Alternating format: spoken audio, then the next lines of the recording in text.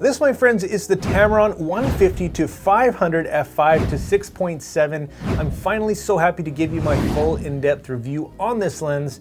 It is a fantastic addition to the Sony E-mount full-frame telephoto lineup. It's a great all-around lens. So here's some specs on it to get you going, guys.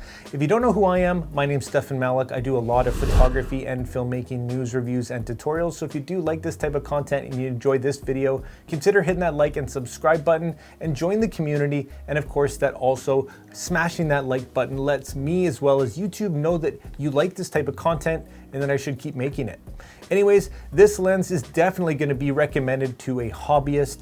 It's not quite at the professional level. The utmost professional might rely on something a little bit more expensive and definitely native, because there are some reasons why third-party lenses are just not quite there when it comes to the utmost professional work. So we will get into that, but this is definitely a fantastic budget hobbyist lens and can definitely produce professional results. It is a beast. So having said that, guys, that's who I recommend it to. And let's dive into the first category, which is of course a quick unboxing, as well as having a look at the build and features of this lens. Okay, so what's included in the substantial box is of course the lens, a lens hood, and an adjustable tripod collar with a bit of paperwork. Everything that you need, and the overall build is actually quite good. It's a bit more substantial than your typical Tamron lens in this lineup.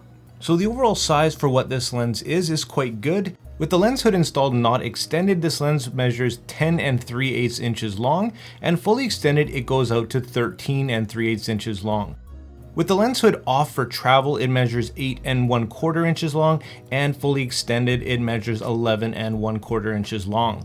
So not bad for a 500mm telephoto lens. The mentioned adjustable tripod collar is lightweight and Arca-Swiss compatible, and I love to see this included from Tamron, something that you don't get with the comparable Sigma 100-400. As far as buttons and switches are concerned, you do get a focus limiting switch, an automatic manual focus switch, an image stabilization on and off switch, and of course a 3-mode selector switch depending on what you're shooting. There is also a zoom lock switch, but only available to use at 150mm or completely unzoomed, but you do have the option to lock at any focal length by pulling up a little bit on the zoom ring.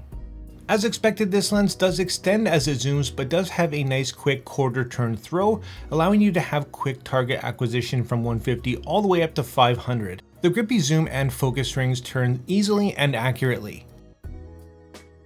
On the front, you'll find 82mm filter threads, as well as Tamron's patented coatings to help with ghosting and flare.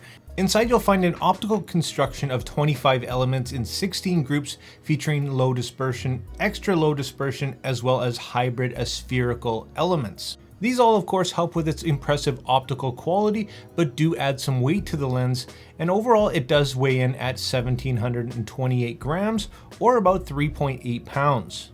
On the back, you'll find a sturdy metal mount with a nice little rubber gasket for additional weather sealing, and Tamron has gone above and beyond to make sure that this lens is well weather sealed, and so far I can vouch for this lens in a lot of nasty conditions, as well as just about every other Tamron in the lineup. Overall, for what it is, the build is actually very good, all the bells and whistles that you're looking for, and not much that you're not. I give it 4.5 stars in terms of build and features. Next, we're going to touch on value, and this is what you get for the money. How does it stack up? Well, at $1,399 US, it's not a cheap lens, but against its comparables, it definitely stands its ground. Now, it is competing against the 200-600 from Sony, a great native option, but a lot more expensive and a bit more specialized for birds and when you really need the maximum out of your lens when it comes to focal length. There's also the newer Sigma 100-400, which is a great budget telephoto option if you're just getting into sports and wildlife. This is a great choice when budget is the biggest consideration. And of course, there's my go-to, the native Sony 100-400, a lot more versatile but not quite as much reach, but it is going to perform a bit better as well. Another great thing about Tamron lenses is the amazing warranty that they come with that you just don't get with the Sony. So another thing to consider, but as far as value goes, I give this lens a solid 4.5 stars.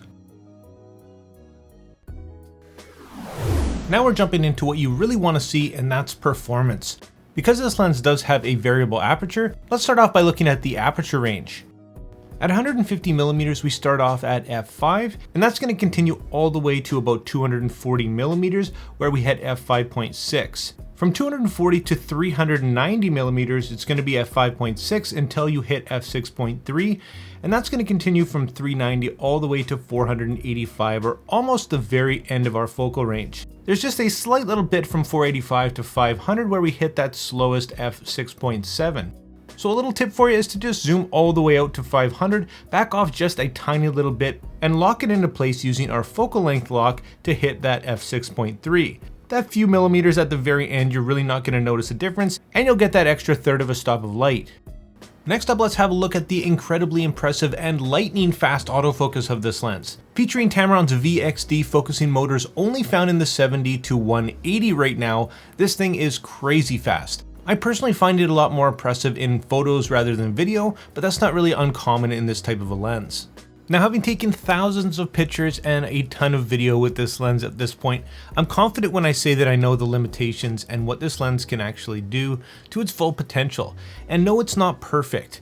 Do keep in mind that these days, third-party lenses are actually limited by Sony, and I can understand that because they do want to have their products sold first and foremost. So let's have a look at a few of my favorite shots with this lens before we dive a little bit more into autofocus in detail and talk about just what some of these limitations are. Now, first of all, I have to say that this lens optically, as you'll see in a minute, is very impressive. It is a bit heavy for what it is, and people were kind of criticizing it in that regard, but it is optically very, very good, especially at the price point. Another thing to note that if you are an A9 shooter or if you have an Alpha 1 capable of 30 frames per second, do note that a lot of these third-party options, as far as I'm aware, are capped at about 15 frames per second. So you're not going to be able to utilize the full potential of Sony's amazing autofocus systems with this lens or pretty much any third-party lens. So that is a little bit disappointing, but let's test this thing at around 10. And that's what most of my tests were done here on the A7 III using high plus or 10 frames per second. And I like to shoot nature, I like to shoot fast moving sports and things. So let's have a look at my findings here, pushing this thing to the limit in some intense action. So as you saw there, definitely not a perfect performance. Birds in flight is perhaps the most difficult thing to capture, and something so small flying so fast at your lens straight on is really the ultimate test if you ask me. So no, it's absolutely not perfect, and my original use of this lens was a little bit troubling because I thought it could perform better. So after chatting with Tamron, they were gracious enough to send me yet another copy so I could compare the two, and did find the second one was actually a little bit better. Long story short, if you do plan to shoot birds in flight or really fast moving subjects, you definitely can't expect a perfect performance, but for medium to large things moving at a reasonable speed, it does keep up quite well. Because of the speed of the autofocus, I feel like a firmware update could go a long way here, and it's not just a limitation of the lens. Having said that, for now, I might not be pushing it with birds in flight because, well, you saw the results.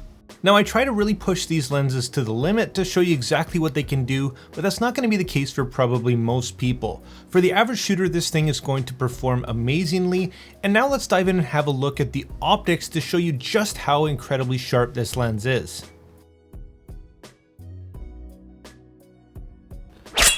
Let's dive in now and have a look at the sharpness and optics in more detail.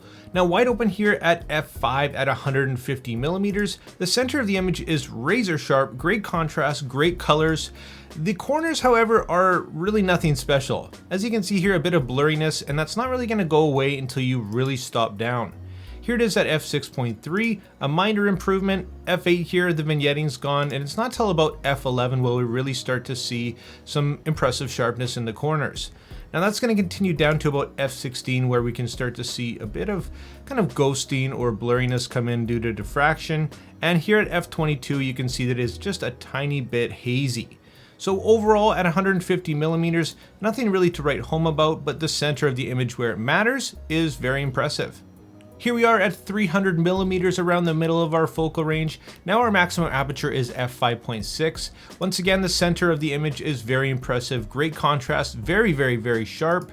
The corners are a big improvement over that 150 millimeter performance. And as we stop down, it just keeps getting better and better. Here it is at f8. f11 really is just a phenomenal performance across the board here at 300mm. Now down to f16, and once again f22, we can start to see just a little bit of artifacts start to come in and a little bit of haziness due to diffraction. Overall, again at 300mm, a great performance. And here we are zoomed all the way into 500mm where it really matters. Now our maximum aperture is f6.7, but like I said, if need be, just stop down a couple of millimeters to get that third of a stop of light back. Now in the center, again, very sharp, very impressive.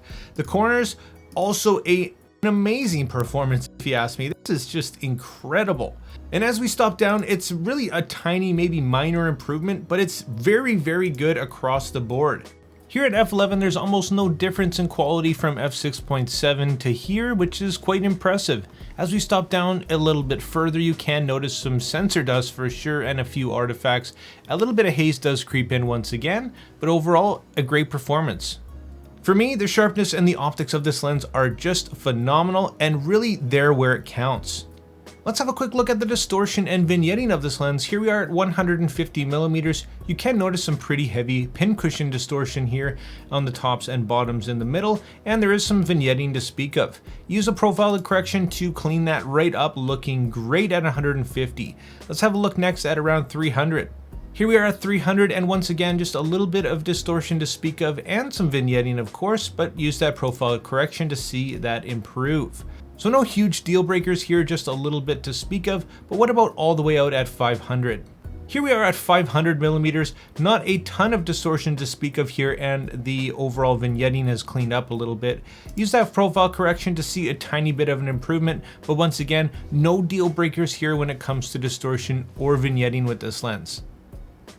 Now when it comes to shooting towards the sun and flare control, this is exactly what you can expect. Being a telephoto lens, it is quite complex and it's not going to handle it as well as some people might like, so do consider that if you are shooting towards the sun. This is in fact with the lens hood installed, but just to be aware, this is what you can kind of expect in terms of flaring. Next up, let's have a look at the image stabilization, and I have to say that this is a little bit of a sore spot for me because although it's there, it just really doesn't perform in a way that will blow you away at all. Don't get me wrong, it's nice to have and it does perform a little bit better when it comes to photos than definitely in video, but here's an extreme example to show you what the image stabilization of this lens is looking like on and off. It's definitely not comparable to the Sony variants, but let me know your thoughts down in the comments. And here's an example of the image stabilization at work in terms of photos. And as you can see here, this at 1/20th of a second here with it turned on, barely usable, and with it off the same shutter speed, you can see we're getting here now a little bit of motion blur. So it did save the day in this case. So this again is an extreme example showing you that it's definitely welcomed when it comes to photography as well as video, but it's just not going to be anything game changing. I did want to touch on the minimum focus distance of this lens, which is variable, but a bit unique. Now for a super telephoto lens, being able to shoot your subject 2 feet away is quite impressive, and you can get some macro looking shots at 150mm. But as you increase that focal length, you are going to have to step back considerably. So on the wide end, you are able to get pretty close, but on the telephoto side of things, it's pretty average. And lastly, I wanted to touch on the focal length of this lens. Obviously, it sits right between a 100-400 and the 200-600, which is kind of unique, but it does have some limitations. Unfortunately, you're not going to have access to a teleconverter.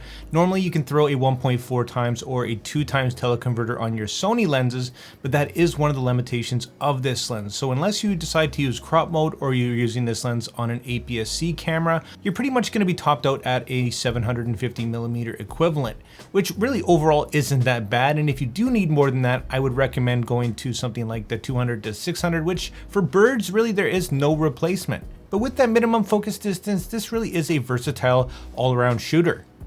And for my guy that wanted to know if this lens was good enough to shoot pictures of the moon, well, here's exactly what that looks like at 150-500, 750 equivalent, and here's a big crop and edit for you.